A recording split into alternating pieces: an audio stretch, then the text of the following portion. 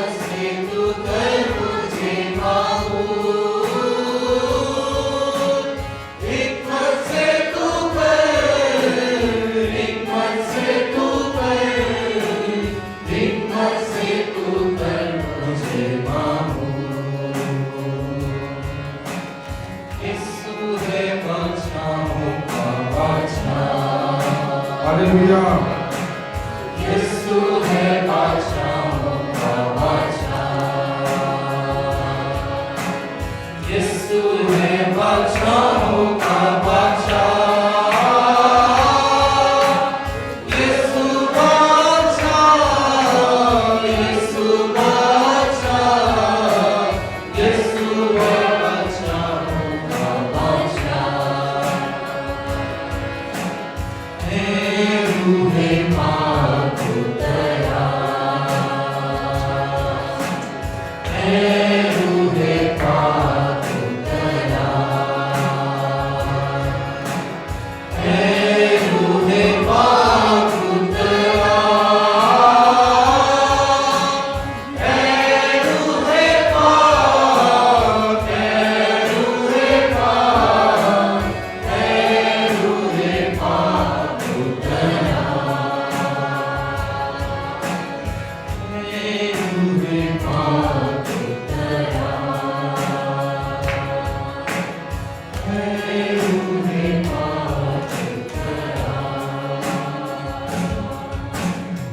Hallelujah.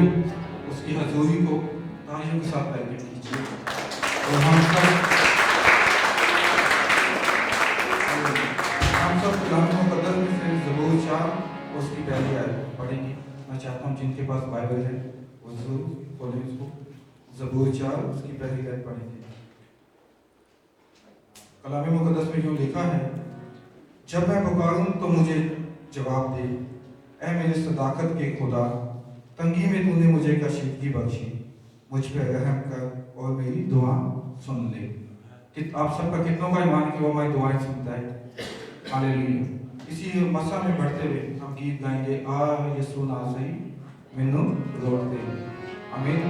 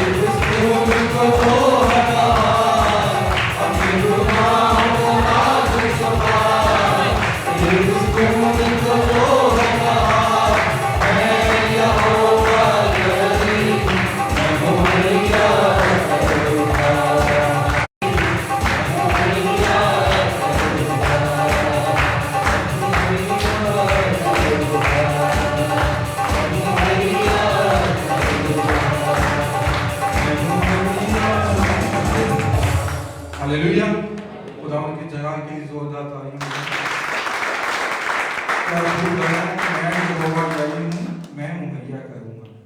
यकीनन जब मिस्र में थे तो उसने उनको वहाँ भी मुहैया किया। हालेलुया। हम तंगी के हालात में भी हैं, क्योंकि लिखा है कि माँ तो अपने बच्चे को दूध देना भूल जाती, लेकिन मैं हरगिज़ नहीं भूलता। हालेलुया। हम खुदा के साथ मिलकर आगे की बढ़ते हुए प्रशिश में गीत गाएंगे, मेरी जान खुदावंद की बढ़ाई करती है।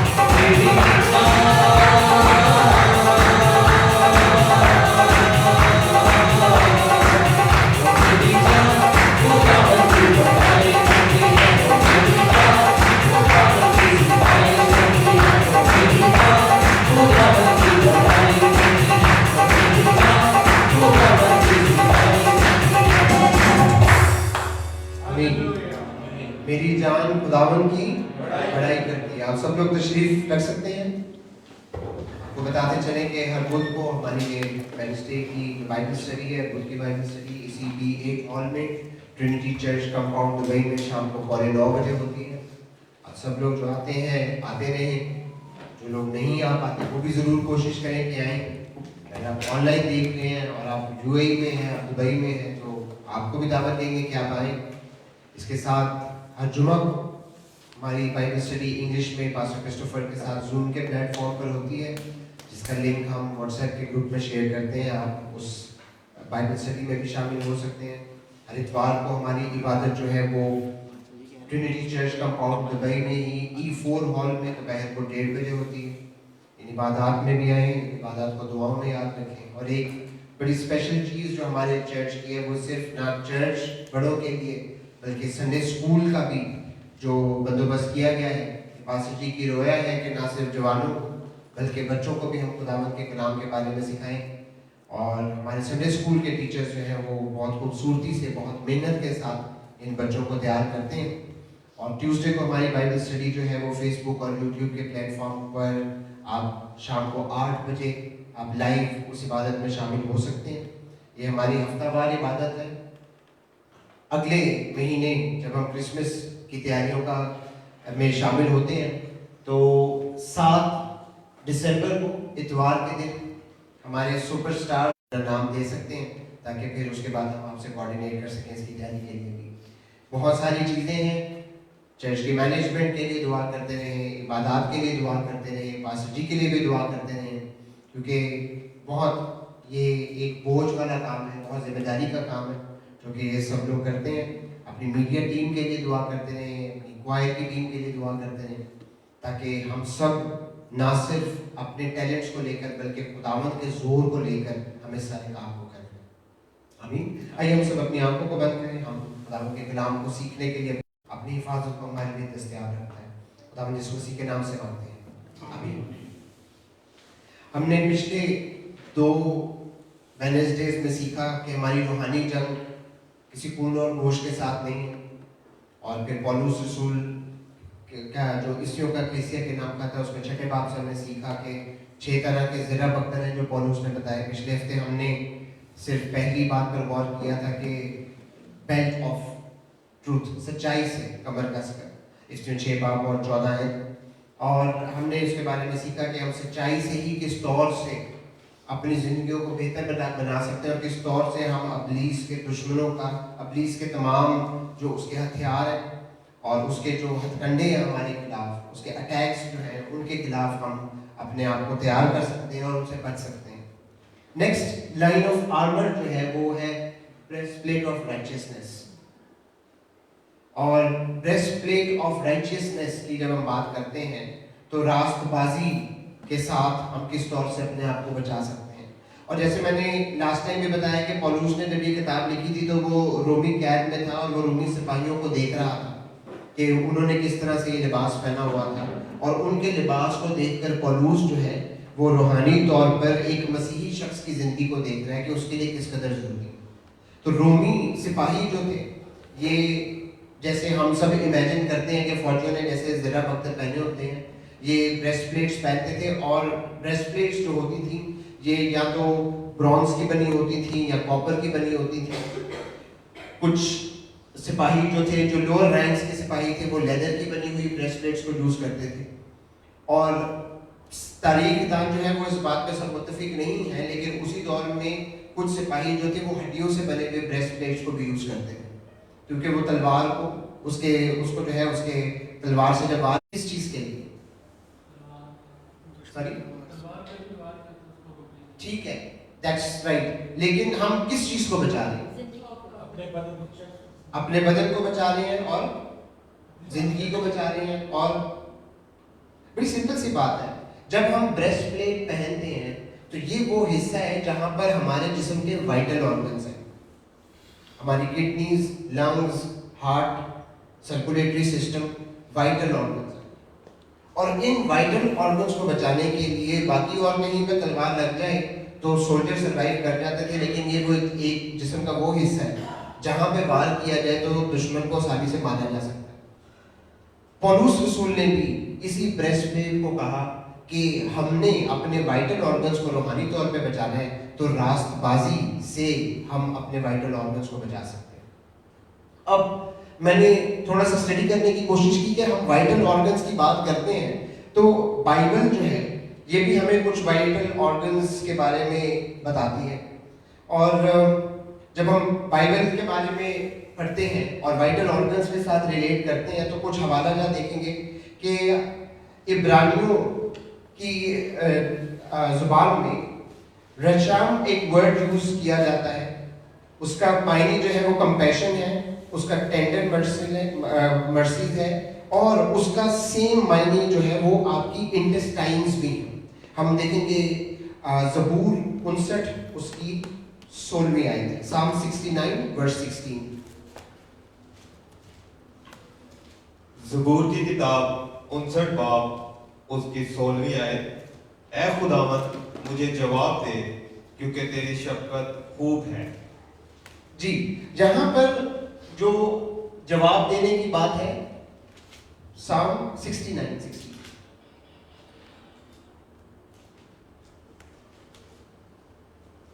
क्योंकि तेरी शफ़क़त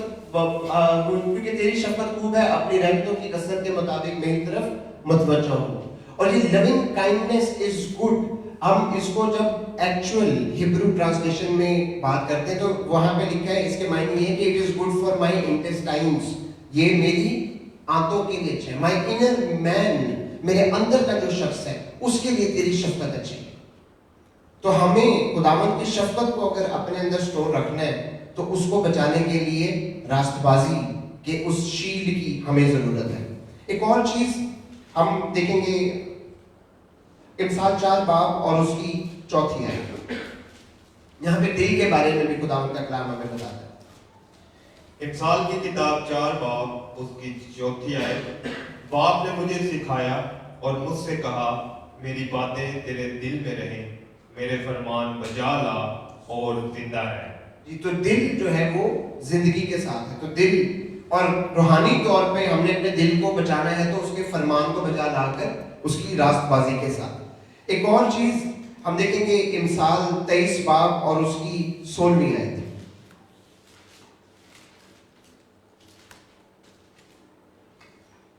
इमसाल की किताब 23 बाब उसकी 16वीं आयत, और जब तेरे लबों से सच्ची बातें निकलेंगी तो मेरा दिल शादमान होगा। जी, इसके लिटरल मीनिंग जब ये लिखा गया है तो मेरा दिल शादमान होगा, इसके लिटरल मीनिंग दिल नहीं है। इसके लिटरल मीनिंग ग्रीक लैंग्वेज से जो ट्रांसलेट की गई में एक्चुअल जो मीनिंग है वो है my kidneys will be happy. तो इनर ऑर्गन्स जो है वो सारे के सारे खुदावंद का कलाम दिल के साथ शादमानी किडनीज के साथ, और खुदावंद का कलाम की जो खुशी है वो हमारी इंटेस्टाइन्स के साथ एसोसिएटेड है, जो हमने खुदावंद के कलाम से भी देखा। इन सारी चीजों को, खुदावंद के कलाम को, उसकी शादमानी को, उसकी खुशी को दुश्मन के वार से बचाने के लिए हमें रास्तबाजी की ब्रेस्टप्लेट चाहिए। This is in very simple words पौलुस रसूल इस एक बात को हमें बता रहे हैं कि जैसे ये सिपाही ने अपने दिल को, अपनी किडनीज को, अपने इंटेस्टाइन्स को बचाते हैं, सिमिलरली हमें भी रूहानी तौर पर जो है इन बातों से बचे रहने के लिए इन चीजों की जरूरत है। अब इन चीजों की जरूरत इसलिए है कि जब हम फीलिंग्स और इमोशंस की भी बात करते हैं, हम नॉर्मली कहते हैं मेरे दिल में ख्याल आया, we feel it, we feel with our hearts. तो रास्तबाजी के ब्रेस्ट प्लेट के साथ जो है हम इन is to simplify the scene. वो इतनी सादगी से कोई बात है तो बस इतनी सी बात है, इसमें कौन सी बुराई है, और वो सादगी से छोटी सी बात को लाके हमारे सामने रख देता है। और हम अपनी फीलिंग्स के साथ, हम अपने इमोशंस के साथ, हम जो उर्दू में कहते हैं कि जज्बात में फिर हम बहक जाते हैं कि हम फिर कर लेते, कोई जो सब लोग कर रहे थे मैंने भी कर लिया, व्हाट्स द हार्म किसी के। और एक बड़ी अच्छी सी फ्रेज लोग कहते हैं कि जो कोई झूठ किसी की भलाई के लिए बोला गया था वो झूठ नहीं होता, लेकिन खुदा के लिए झूठ झूठ ही होता है। हम जज्बात की बात करते हैं, हम एहसासात की बात करते हैं, हमें उसके लिए खबरदार रहना है। मैं थोड़े दिन पहले एक YouTube पे क्लिप देख रहा था कि एक आदमी को हायर किया जाता है एक कार के शोरूम में गाड़ियां बेचने के लिए, और उसको लोग कहते हैं कि आपका टारगेट है कि आपने इस हफ्ते में 3 गाड़ियाँ बेचनी है, और थोड़ी देर के बाद वो आदमी जो है वो वापस आता है और कहता है मैंने अपनी पहली गाड़ी अभी 1 घंटे के अंदर अंदर बेच दी है, और उसके पीछे पीछे शोरूम का मालिक भी चलता हुआ आता है और वो कहता है कि इस आदमी बहुत तेज है, इसने मुझे मेरी गाड़ी बेच दी है। He was so smart। तो हमारे पास जो गुनाह का सेल्समैन है ना, वो भी बड़ा स्मार्ट है। वो हम जानते हैं कि चीजें गलत हैं, हम जानते हैं कि चीजें खुदा के कलाम के मुताबिक नहीं है, हम जानते हैं कि क्या चीज ठीक नहीं है, क्या चीज खुदावंद को पसंद नहीं है, क्या चीज हमारी जिंदगी में नहीं होनी चाहिए, लेकिन वो सेल्समैन इतना स्मार्ट है कि वो फिर भी हमें गुनाह पकड़ा के चला जाता है। दिस इज वेयर खुदावंद के कलाम में लिखा है कि कबूतर की मानिंद भोले और सांप की मानिंद। हमें होशियार रहना है, इस बात से हमें बड़ा खबरदार रहना है कि हमारे सामने किस चीज को किस तरह से प्रेजेंट किया जा रहा है। And once again with the increase in social media, may God bless social media more, इन चीजों को स्प्रेड करना ज्यादा आसान हो गया। It's very easy to do any wrong behind any screen. तो इन चीजों के लिए हमें खबरदार रहना है। फिर इसके साथ एक और काम हमारा दुश्मन जो है वो बड़े आसानी से करता है कि हमारा दिल, हमारी किडनीज, हमारी इंटेस्टाइन, हमारी गट फीलिंग्स जिनको हम कहते हैं, उन सब लोगों को वो मैनिपुलेट करता है कि यार मैं ये कर लूंगा, मुझे ऐसे हो जाएगा, ये कर लूंगा, तो कोई नहीं, दिल कर रहा है इसको कर ले, कोई बात नहीं, एक दफा में कोई हर्ज नहीं होता है। मैंने अगर एक दफा के लिए चोरी कर ली, एक दफा दफ्तर में कम टाइम दे दिया तो कोई बात नहीं, लेकिन आप एक दफा करेंगे, फिर दूसरी दफा भी करेंगे, फिर तीसरी दफा भी करेंगे, और फिर बार बार करेंगे कोई भी चीज जो हम ठीक नहीं करते। तो हमें इन तमाम चीजों के लिए खबरदार रहना है। अब जब हम रास्तबाजी की बात करते हैं, देखेंगे इफ्सियों का खत 6 बाब और उसकी 14 आयत। We'll now come back। हमने ये तो एस्टेब्लिश कर लिया कि हमें रास्तबाजी का बख्तर जब लगाना है तो हमें उसके किन चीजों को सेव करना है अपने आप को। इफ्सियों का खत 6 बाब उसकी 14 आयत, बस सच्चाई से अपनी कमर कस कर और रास्तबाजी का बख्तर लगाकर। जी, तो रास्तबाजी का बख्तर लगाकर। अब रास्तबाजी का बख्तर, प्रॉब्लम ये है कि हमने पहली जो बात की थी कि सच्चाई से कमर कस के, तो इट्स अ डेलिबरेट डिसीजन जो हमने लेना है कि हमने सच्ची बात करनी है, हमने सच्चे कलाम के साथ रहना है, हमने सच्चाई की बातों पर चलना और सच्चाई के मुताबिक जिंदगी। It is with the mind. तो ये एक वो चीज है जो हम अपनी एफर्ट से हासिल कर सकते हैं। लेकिन दूसरी बात जो है कि हम रास्तबाजी का बख्तर लगा लें, अब ना तो हमें कहीं रास्तबाजी नजर आती है कि हमें पता हो कि जी ये रास्तबाजी है, इसको पकड़ ले, ना ही हमें कोई बख्तर नजर आता है कि जिसको हमने पहन लेना। ये एक चैलेंज है सब मसीहियों के सामने। लेकिन अच्छी बात इसमें ये है कि ये बख्तर को हासिल करने के लिए कोई ज्यादा एफर्ट नहीं करनी पड़ती, बिकॉज हम इस बख्तर को पा भी सकते हैं, इस बख्तर को पहन भी सकते हैं और इस बख्तर को अपनी जिंदगी में कायम भी रख सकते हैं। उसके लिए सिर्फ ये है कि हमें एक छोटी सी बेसिक चीज के लिए क्वालिफाई करना होता है, और वो क्वालिफिकेशन ये है कि जब हम खुदा के हुजूर ये फैसला करते हैं कि मैं अपने गुनाहों को छोड़ के मैं तेरे साथ चलूंगा और आज के बाद मैं गुनाह नहीं करूंगा, तो उसके बाद एक अता किया जाता है बख्तर जो हमें दिया जाता है। Okay, for now take this. जंग में जैसे सिपाही होते हैं, हर सिपाही को बड़ा वेपन एकदम से नहीं दे दिया जाता, उसको पहले छोटा वेपन देते हैं, फिर वो उसकी ट्रेनिंग करता है, उसमें एक्सपर्ट होता है, फिर उसके बाद next level, then next level and then next level. जब हम मसीह में ईमानदार बनते हैं तो रास्तबाजी का एक बख्तर हमें दे दिया जाता है, जो कि मैं कहता हूं कि वो ऑर्डेन्ड बख्तर है, जो कि हमें दिया जाता है एक बैज की मानिंद हर मसीह के पास कि this is who we are, we belong to Christ. अब उस बख्तर को लेकर हमें अपनी जिंदगियों में ये करना है कि हम जब नए मखलूक बनते जाते हैं तो हमारे एहसासात भी नए होते जाने चाहिए, हमारे जज्बात भी एक अलग लेवल पे ऑपरेट करें, क्योंकि हमारी प्रायोरिटीज चेंज होगी। जब हम मसीह में नए मखलूक बन जाते हैं तो फिर लिखा है कि वैसा ही मिजाज रखो जैसा मसीह का। फिर हम नहीं रहते, मसीह हमारे अंदर है। फिर हमारे जज्बात और एहसास अगर आप बाद में भी देखना चाहें तो दूसरा करंथियों उसका 5वां बाब, इफ्सियों का खत 4 बाब और उसकी 24वीं आयत जो है ये हमें बताती है कि जब हम मसीह में नए मखलूक बन जाते हैं तो एक नई नेचर हमारी जिंदगियों में आ जाती है। हम एक हवाला पढ़ेंगे, दूसरा करंथियों 5वां बाब और उसकी 21वीं आयत। करंथियों की कलीसिया के नाम पौलुस रसूल का दूसरा खत 5 बाब उसकी 21वीं आयत। जो गुनाह से वाकिफ ना था उसी को उसने हमारे वास्ते गुनाह ठहराया ताकि हम उसमें होकर खुदा की रास्तबाजी हो जाएं। आमीन।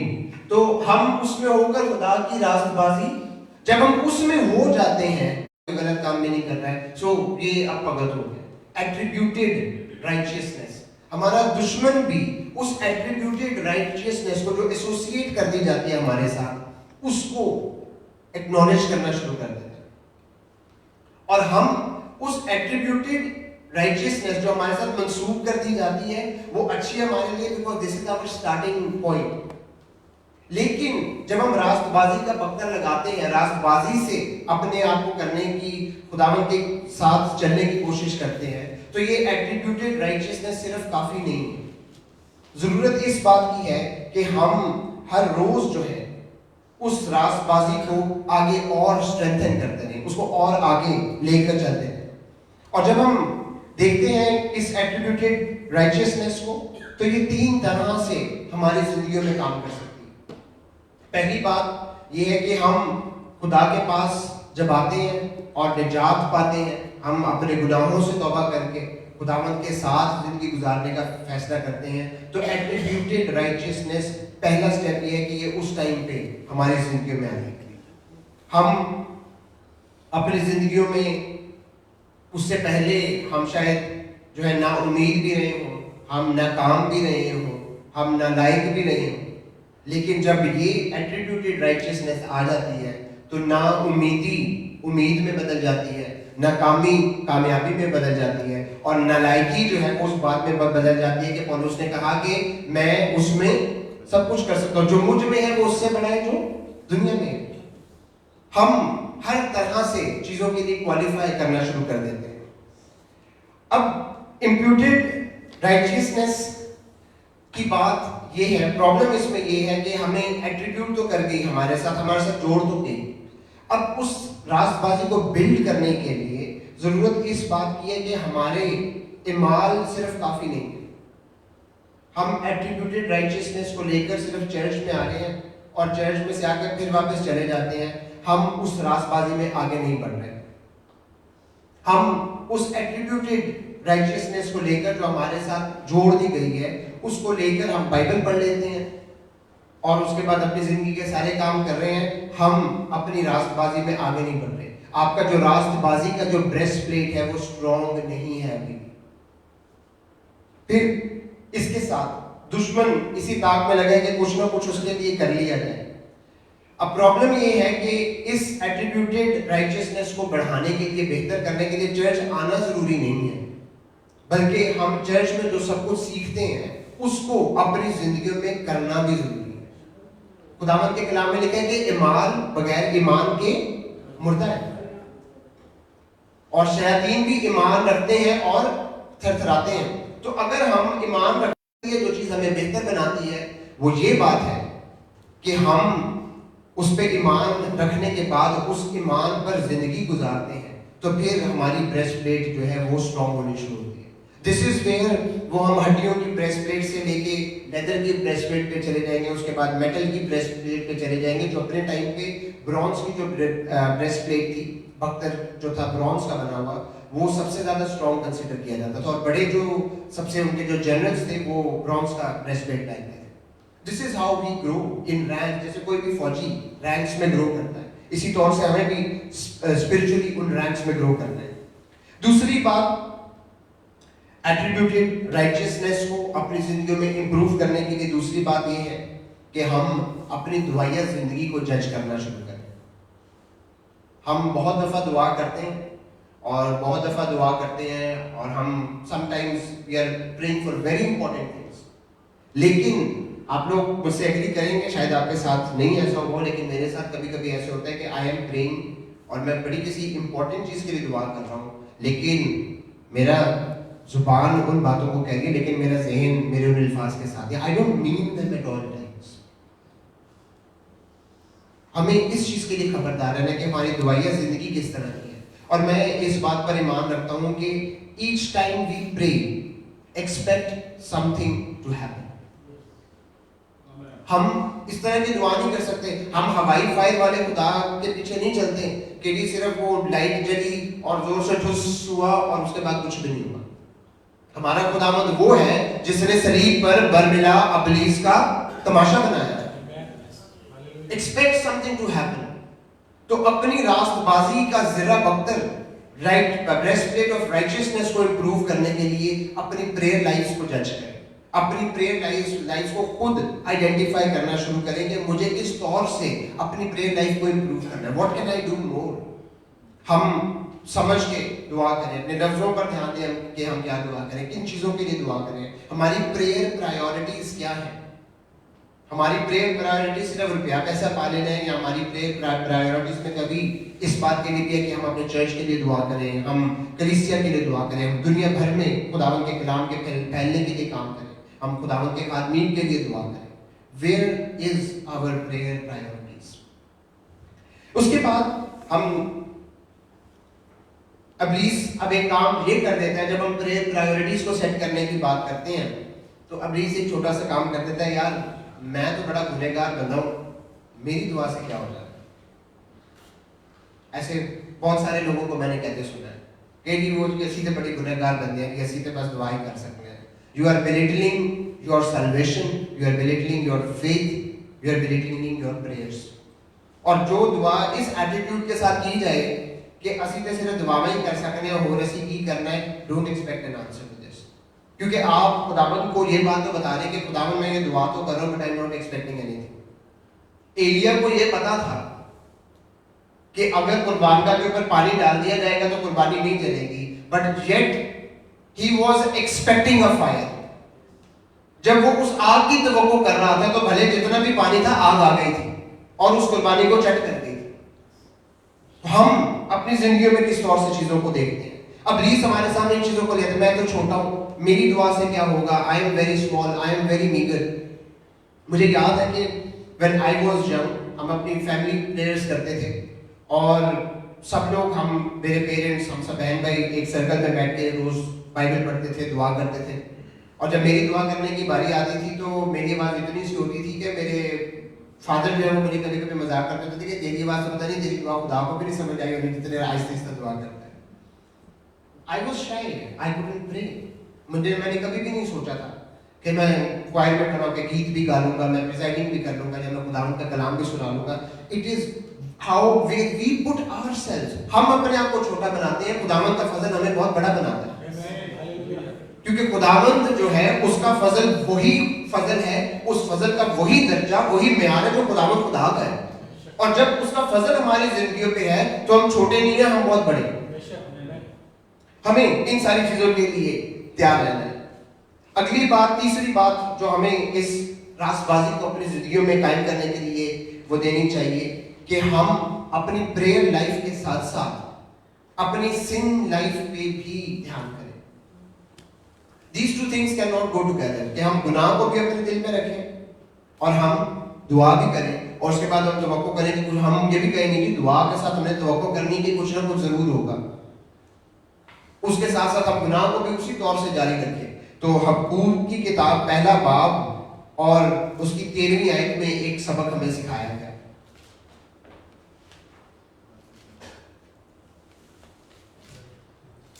तो बलि को देख नहीं सकता, और हम गुनाह में रहते हुए ये मत तवक्को करें। मैं ये बात नहीं कह रहा कि हम अगर गुनाहगार है तो खुदा कभी हमारी बात ही नहीं सुनेगा। खुदावंद खुदा है, उसकी डिस्क्रेशन में वो बहुत सारी चीजों को करता है, बहुत सारी चीजों को सुनता है और जवाब देता है। बट रास्तबाजी का एक पैरेलल, एक सिनोनिम जो मैं कहूंगा वो पाकीज़गी। हमारी जिंदगियों में रास्तबाजी बेहतर करने के लिए उतनी ही पाकीज़गी होनी जरूरी है। और अगर मैं गुनाह को अपने दिल में रखता तो खुदावंद मेरी ना सुनता। तो हमें अगर अपनी दुआएं इफेक्टिव बनानी है, अपनी दुआओं के रिजल्ट्स देखने हैं, अपनी रास्तबाजी के ब्रेस्टप्लेट को और स्ट्रॉन्ग करना है, उसको अपने डिफेंस सिस्टम को हमने और ज्यादा स्ट्रॉन्ग करना है, तो हमें अपनी सिन लाइफ को भी जो है वो एड्रेस करना हो। अब सिन लाइफ की जब मैं बात करता हूं तो I am deliberately using this word sin life, और वो ये बात है कि हम अपनी डेली रूटीन में बहुत सारी चीजों को देखते हैं, बहुत सारी चीजों को कहते हैं तो आम सी बात है, ये छोटी सी बात है, वो खबरदार रहना है। अगली बात, हम एक और बात को ध्यान में रखें कि जब हम दुआ करते हैं तो दुआ करते हुए हम खुदा के साथ अपने उस रिलेशनशिप को स्ट्रेन्ड रिलेशनशिप कर देते हैं, क्योंकि खुदावंद को गुनाह से नफरत है। अब बिल्कुल ऐसे ही है कि जैसे मैं ये कहेंगे एक पेरेंट्स है और उनका एक बच्चा है और उस बच्चे ने अपने माँ बाप की बात नहीं मानी। अब माँ बाप ये नहीं कहेंगे कि आज से तुम्हारा बच्चा ही नहीं है और हमारा तो उससे कोई ताल्लुक ही नहीं है, लेकिन माँ बाप उससे नाराज जरूर होंगे, गुस्सा भी करेंगे, उसकी कोई बात भी नहीं मानेंगे, कोई प्रिविलेजेस भी उससे ले लेंगे कि okay you are still my son but you can not do this. आज जो है आपको गेम खेलने को नहीं मिलेगी, व्हाटएवर। खुदा बाप के साथ भी जब हम गुनाह करते हैं तो खुदा बाप हमें अपने बेटे बेटियां होने के दर्जे से निकाल नहीं देता, लेकिन हमारे रिलेशनशिप में स्ट्रेन आ जाता है। उस स्ट्रेन रिलेशनशिप के बाद आहिस्ता आहिस्ता आहिस्ता हमारा दुश्मन भी काम करता है और बाज़ औक़ात अपने दुश्मन से ज्यादा हम काम करते हैं कि हम लिटरली उस रिलेशनशिप से बाहर आना शुरू हो जाते हैं। और फिर एक वो वक्त भी आ जाता है कि जैसे पौलुस कहता है कि मैं जिंदा ना रहा बल्कि मसीह मुझ में जिंदा है। फिर एक ऐसा वक्त भी आ जाता है कि जब हम कहेंगे कि मसीह मुझ में कहीं भी नहीं है, मुझ में मैं ही जिंदा हूं। This is where we bring ourselves. तो हमें अपनी प्रेयर लाइफ के लिए इन चीजों को ध्यान में रखना है। अगली बात जो हम देखेंगे कि हम जब इस रासबाजी की बात करते हैं, एक रासबाजी हम तक मंसूब हो जाती है, एक रासबाजी को हमने अपनी दुआ के वसीला से, अपनी पाकीज़गी के वसीला से, अपने जो है दुआओं के वसीला से और अपनी निजात के वसीला से पाना है। अगली बात जो रासबाजी की ज़रा बख्तर के लिए हमारे लिए ज़रूरी है वो ये है कि हमारे पास जो इम्पार्टेड राइचियसनेस जो हमें मिलती है उसकी प्रोटेक्शन हमारी जिंदगी में क्यों जरूरी है। पौलुस ने ये क्यों लिखा, पागरू ने पौलुस से ये क्यों लिखवाया कि रासबाजी का बख्तर लगा लेना, और ये बात स्कॉलर्स ने क्यों लिखी, बाइबल में क्यों लिखी थी, इस पे बहुत सारी बातें लोगों ने सिखाई गई होंगी। इसलिए ये बात जरूरी है कि ये जो इम्पार्टेंट राइचियसनेस है ये हमारी रोजमर्रा की जिंदगी में इस बात का एक्सप्रेशन होती है कि आई बिलोंग टू गॉड।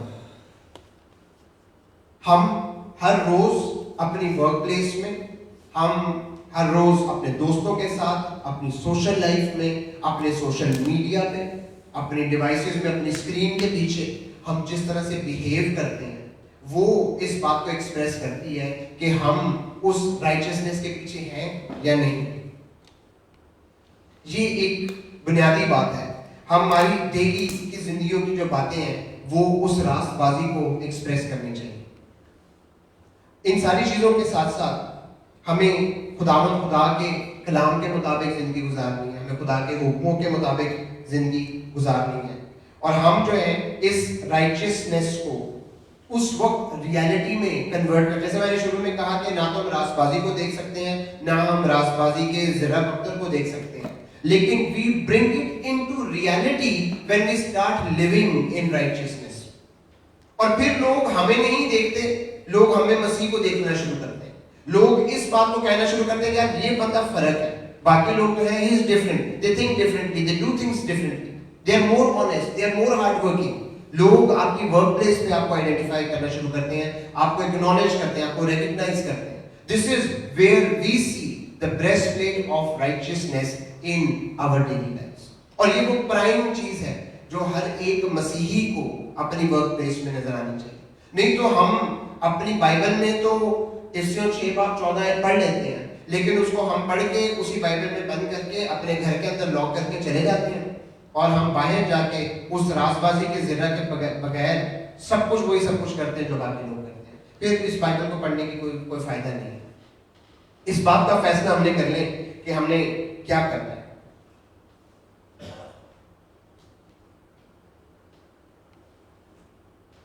हम देखेंगे इब्रानियों का खत 10 बाब उसकी 26वीं और 27वीं आयत।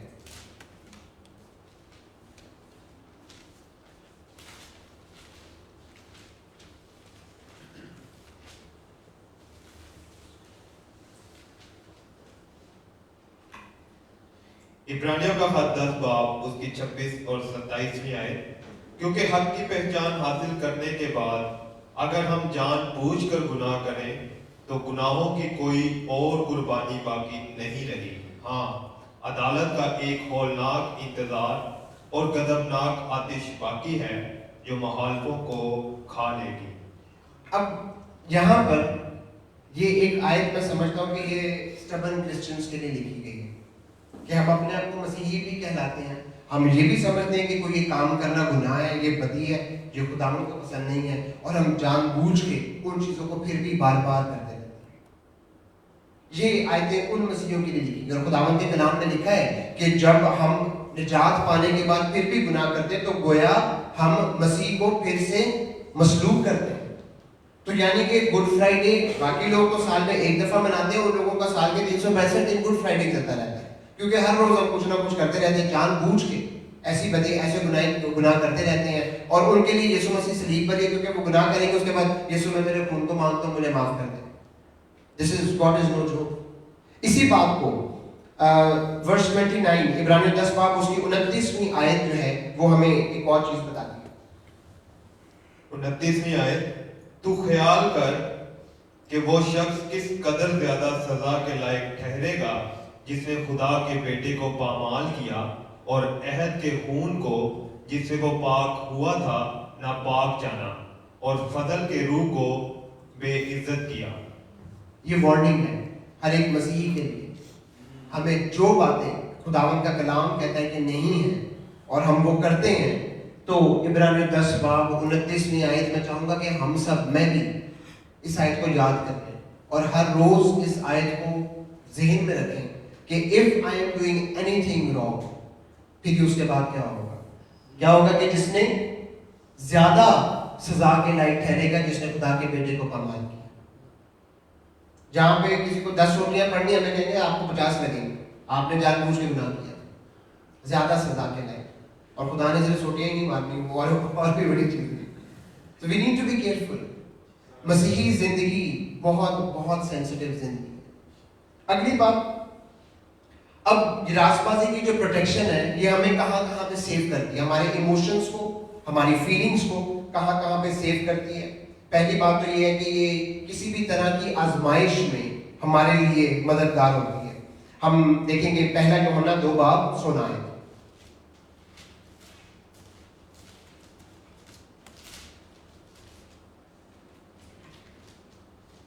यूहन्ना का पहला आम खत 2 बाब उसकी 16वीं आयत, क्योंकि जो कुछ दुनिया में है यानी जिस्म की ख्वाहिश और आंखों की ख्वाहिश और जिंदगी की शेखी, वो बाप की तरफ से नहीं बल्कि दुनिया की तरफ से है। अब रास्तबाजी का जो जिला बख्तर है वो क्या करता है? जिस्म की ख्वाहिश से हमें बचाता है, उसके बाद आंखों की ख्वाहिश से, पैसे का लालच है, चीजों का लालच है, खाने का लालच है, उस सबसे बचाता है, और जिंदगी की शेखी, प्राइड, इससे हमें बचाता है। तो अगर हमने अपनी जिंदगी में, हमें इन डेडली सिंस के बारे में पिछले कुछ महीनों में बाइबल स्टडीज में सीख चुके, और अगर हमें इन तमाम गुनाहों से बचना है तो हमें उस रास्तबाजी के ज़रा बख्तर की जरूरत है। हम देखेंगे पहला कलम 10वां बाब और 13वीं आयत।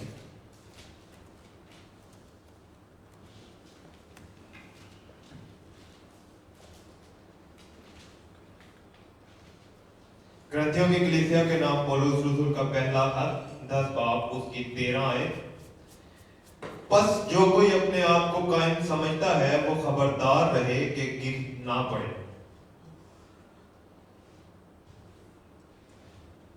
तुम किसी ऐसी आजमाइश में नहीं पड़े जो इंसान की बर्दाश्त से बाहर हो, और खुदा सच्चा है, वो तुमको तुम्हारी ताकत से ज्यादा आजमाइश में ना पड़ने देगा, बल्कि आजमाइश के साथ निकलने की राह भी पैदा कर देगा ताकि तुम बर्दाश्त कर सको। So there is no problem anywhere. तभी दाऊद भी कहता है, बल्कि आप मौत के साए के वादी में से मेरा गुजरो, मैं किसी बला से डर नहीं डर। उसने ये नहीं कहा कि खुदावंद तू मेरे साथ है, मैंने मौत के साए की वादी में जाना ही नहीं है। मौत के साए की वादी में से गुजरना है, because we are in a war, उसमें से गुजरना हमें जरूर है, लेकिन वो हमारे साथ है। मैं जब आजमाइश में पड़ूंगा तो उस आजमाइश के लिए खुदावंद हिम्मत भी मुझे दे देगा कि बिकॉज ही इज विद मी।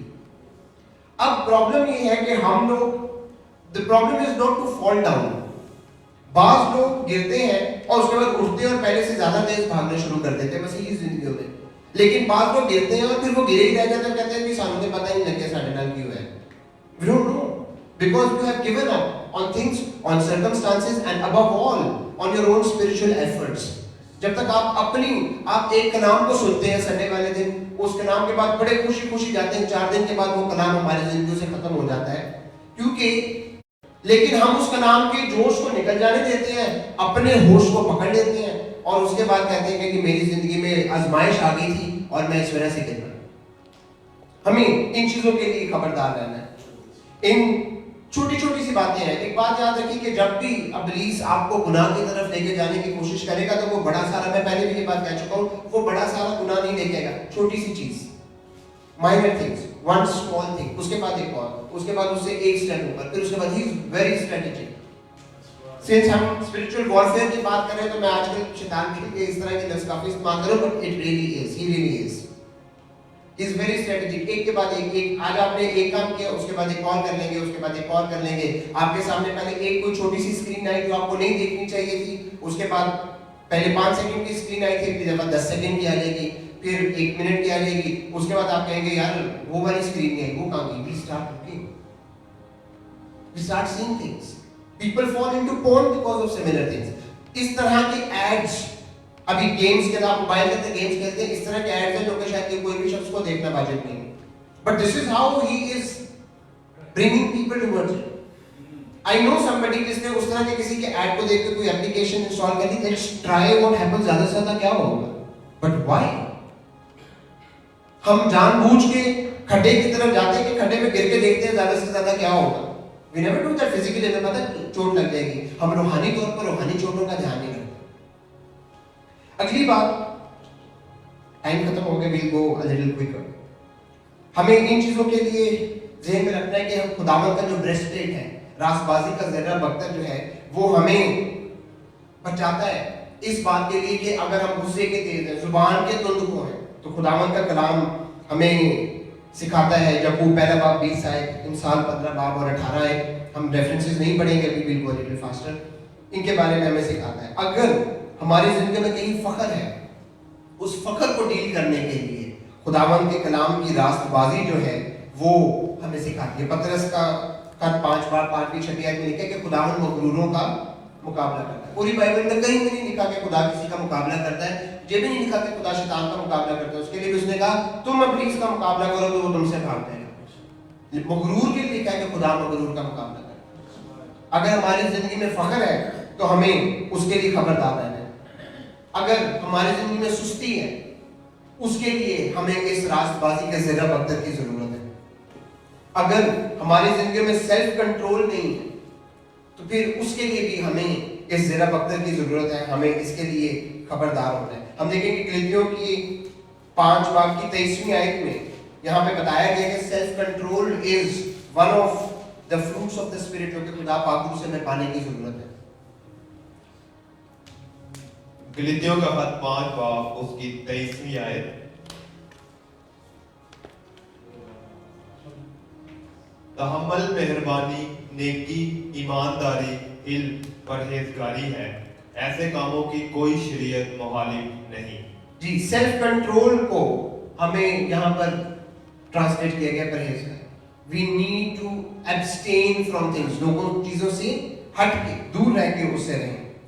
फिर अगर आपको लगता है कि दुनिया की चीजें आपको अपनी तरफ ज्यादा अट्रैक्ट करती हैं, वो आजकल लोग कहते हैं कि उसके इतने फॉलोअर हैं, उसके इतने फॉलोअर हैं, दुनिया की चीजें अट्रैक्ट करती हैं, हम फॉलोअर्स की दौड़ में लग जाते हैं। मैंने लास्ट टाइम भी कहा था कि हमें इन्फ्लुएंशियल पीपल होने के लिए, जैसे सोशल मीडिया पे इन्फ्लुएंसर्स होते हैं, हमें इन्फ्लुएंसर होने के लिए फॉलोअर्स नहीं चाहिए, हमें इन्फ्लुएंसर होने के लिए फॉलोअर बनना पड़ेगा।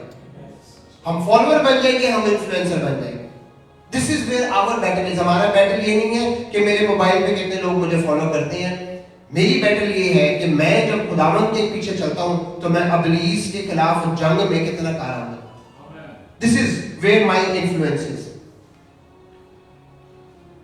उसके बाद खुदावंद के ब्रेस्टप्लेट की, रासबाजी के बख्तर की हमें जरूरत इसलिए कि जब कभी परसिक्यूशन हो, आप सताए जाएं, आपको दुख पहुंचाया जाए, आपके दोस्त आपको मजाक कर रहे थे, भगत हो गया थे, पादरी हो गया, हम छोड़ दो लोग हम बड़े खुशकिस्मत लोग हैं कि इस मुल्क में हमें आज़ादी है खुदावंद के कलाम को सुनने की, सुनाने की, इकट्ठे होने की, इबादतगाह में आने की। बहुत सारे मुल्कों में नहीं है।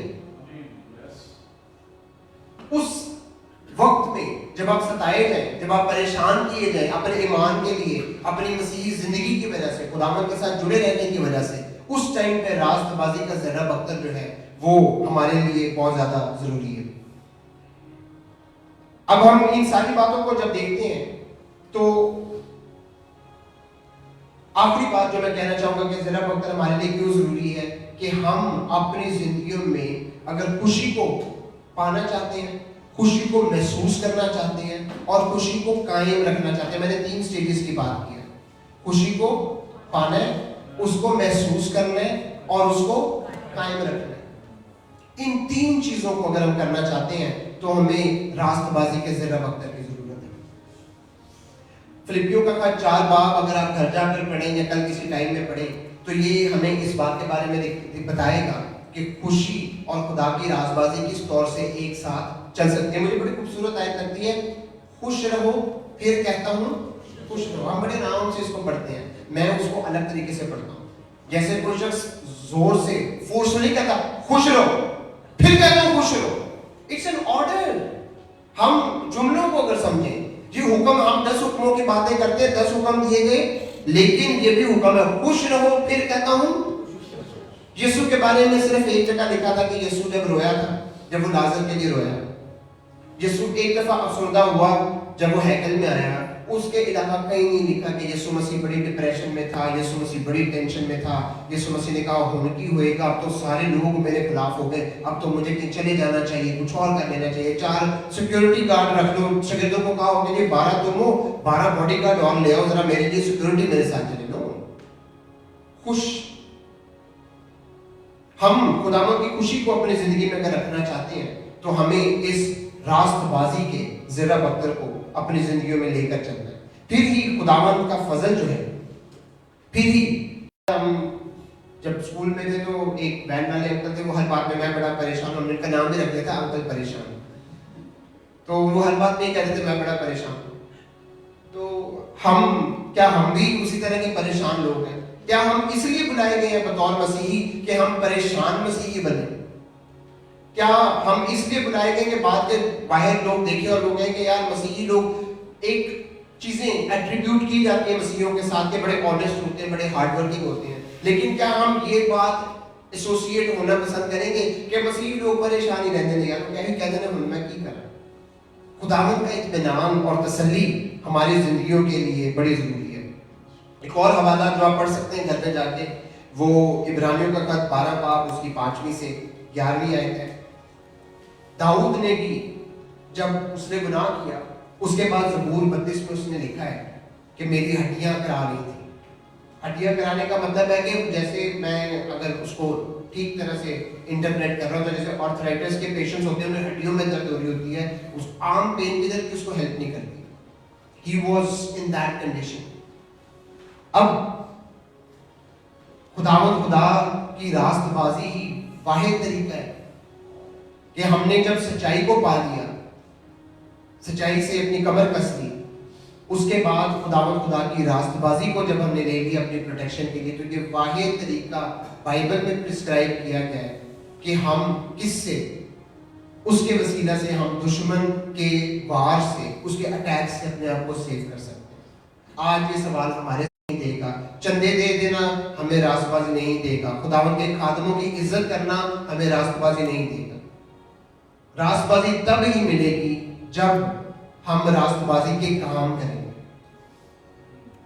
आज हम सब के लिए ये फैसले का दिन है कि हम इस बात को सोचें कि क्या मैं इस रास्तबाजी में जिंदगी गुजारना चाहता हूँ। मैंने रास्ते में एक टर्म यूज की थी कि हम spiritually we become sitting ducks. एक फौजी अगर जंग के लिए जाए और उसने अपना ज़रा बख्तर नहीं पहना हो और जंग हो रही हो तो क्या होगा उसके साथ? He can not stand a minute. 1 minute से पहले वो मारा जाएगा।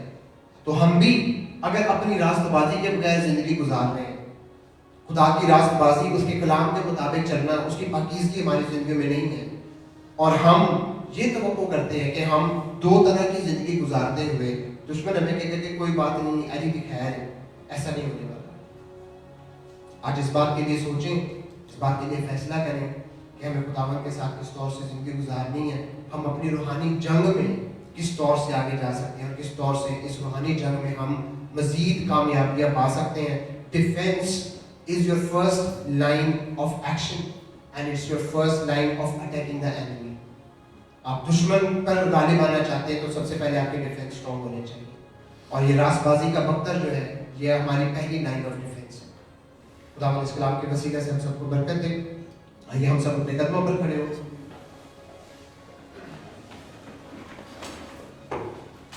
मैं चाहूंगा कि हम सब चंद लम्हे के लिए आज अपनी, मैं नॉर्मली कहता हूं कि हम अपनी जिंदगियों पर ध्यान दें, पर हम चंद लम्हे के लिए अपनी मेमोरी में उन तमाम चीज़ों को याद करवाएं जो कि पिछले दिनों में, पिछले सालों में हमने खुदावंद के कलाम से सीखी।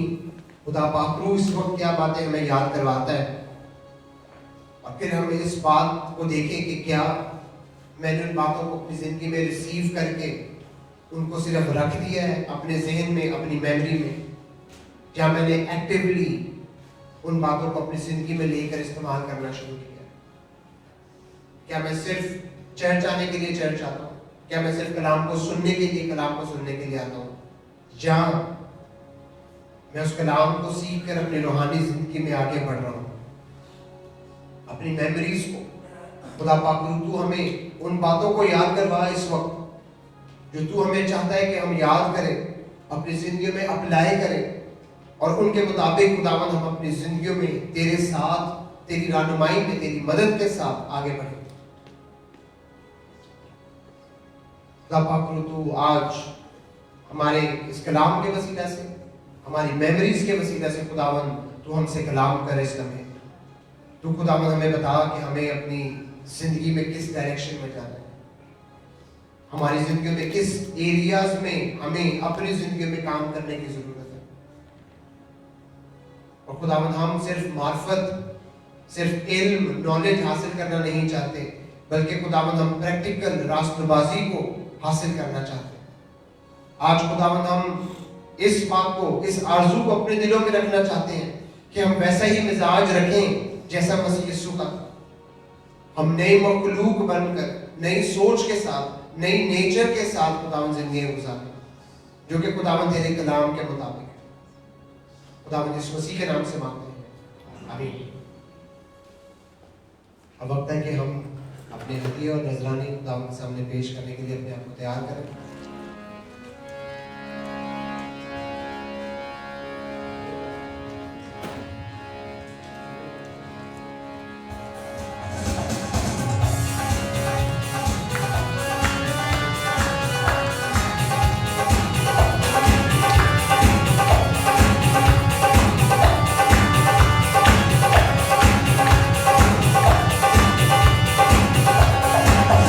तू सोर हमारा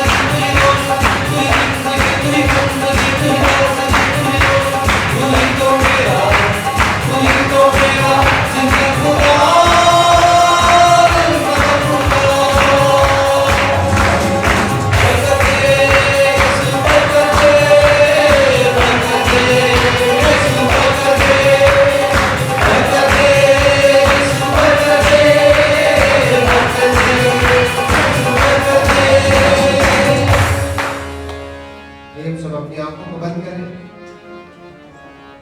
इस वक्त जो प्रेयर रिक्वेस्ट हमारे सामने रखी गई है, एलन मार्शल के लिए, एलिस्मा गनी के लिए, और आप भी अपने दिल में जो कोई भी मुनाजात रखते हैं, उन सबको हम सब मिलकर खुदावंद के सामने उठाएंगे। और खुदावंद, तूने हमें इख्तियार बख्शा कि हम गालिब आए, और खुदावंद तूने ये इख्तियार बख्शा है कि खुदावंद हम जमीन पर जिस चीज़ को बांधेंगे वो बांधी जाएगी, जिसको खोलेंगे वो खोल दी जाएगी। खुदावंद इस वक्त तेरे बेटे बेटियाँ जिन रिक्वेस्ट को लेकर, जिन मुनाजात को लेकर आए हैं, खुदावंद उनको तेरे सामने रखते हैं। खुदावंद तू इंटरवीन कर, खुदावंद हालात में दखल अंदाजी कर, तो खुदावंद छू, तेरी समझ को मांग लेते हैं खुदावंद, तेरी प्रोविजन को मांग लेते हैं जिंदगियों के लिए। और खुदावंद इस वक्त एरन के लिए और एलिस्मा के लिए दुआ करते हैं। खुदावंद तो इनको शिफा बख्श, इनके रूह जिस्म जान पर खुदावंद यीशु मसीह के खून को मांग लेते हैं। और खुदावंद मिन्नत करते हैं कि इनकी तमाम तबीयत की खराबी अपनी तमाम वजूहात के साथ, अपनी तमाम जड़ों के साथ यीशु के नाम में जिंदगी से दूर हो। खुदावंद ये जिस्म जिंदगी में पाए खुदावंद, शिफा का ऐलान करता हूँ खुदावंद, शिफा का ऐलान करता हूँ, जिंदगी और तंदुरुस्ती और सलामती का ऐलान करता हूँ इन जिस्मों के लिए। ये रूहें, ये जिस्म तुझ में खुदावंद जोर, तमन्नाई और शिफा पाए। खुदावंद यीशु मसीह के नाम से मांगते हैं, आमीन। ऐ हमारे बाप जो आसमान पर है, तेरा नाम पाक माना जाए, तेरी बादशाह है, तेरी मर्जी जैसे आसमान पर पूरी होती है जमीन पर भी। हमारे रोज की रोटी आज हमें बख्श दे, और जिससे हम अपने कसूरों को माफ करते हैं, तो भी हमारे कसूर में माफ कर। मैं आजमाइश में न पड़ता, बल्कि बुराई से बचा, क्योंकि बादशाह, कुदरत और जलाल हमेशा है। आमीन। अब हमारे खुदावंद यीशु मसीह का फजल, खुदा बाप की मोहब्बत और पाक